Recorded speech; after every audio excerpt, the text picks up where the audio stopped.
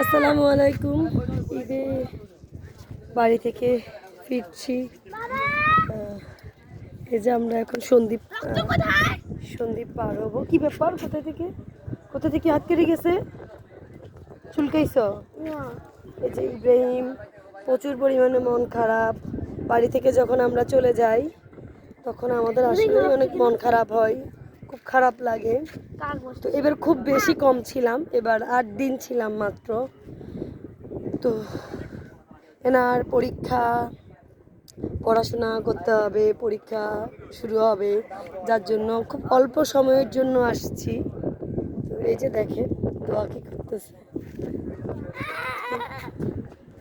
সেই সিএনজি করে আসার সময় সন্দ্বীপে ও কয়টা 100 পুকুর গনছে।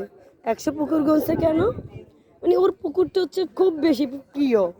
পুকুরের জন্য ও আসার আগে কান্না করতেছে খুব জোরে জোরে, যে ও চিটাগাংয়ে তো পুকুর নাই, ঢাকায় তো পুকুর নাই, কেন তুমি আমাকে নিয়ে যাচ্ছ? আমি এখানে থাকি না, আর কিছুদিন থাকি না, 1 মাস থাকবো, 2 মাস থাকবো, কয়টা দিন থাকি। তো খুব মন খারাপ করে বাড়ির জন্য, আসলেও যাইতে চাই না। এখন একটু বড় হয়েছে তো এখন একটু বেশি মজা পাই, কিন্তু দেখেন শরীরও খারাপ হয়ে যায় দৌড়াদৌড়িতে।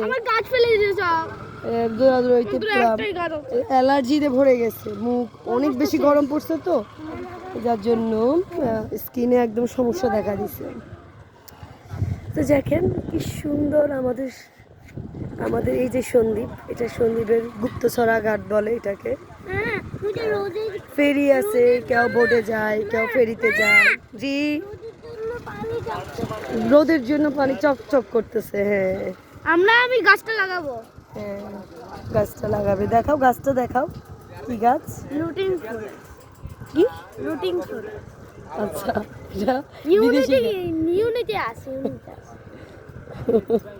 এটা হচ্ছে একটা বিদেশি গাছ। তো সব মিলিয়ে আসলে বাড়ি থেকে যখন আমিও আসি আমারও খুব কান্না আসে, কান্না করে দেই, খারাপ লাগে, মন জ্বলে। কেন জানি একটা মায়া, নিজের ঘর ছেড়ে চলে যাচ্ছি এরকম মনে হয়, তো খারাপ লাগে। এবার তেমন একটা ঘুরতে পারি নাই, তেমন একটা সময় পাই নাই আসলে। আপনি দাঁড়াচ্ছি কেন? হ্যাঁ, দাঁড়াচ্ছি কেন? ঠিক আছে, সবাই ভালো থাকবেন, সুস্থ থাকবেন, আল্লাহ হাফিজ। আপনাকে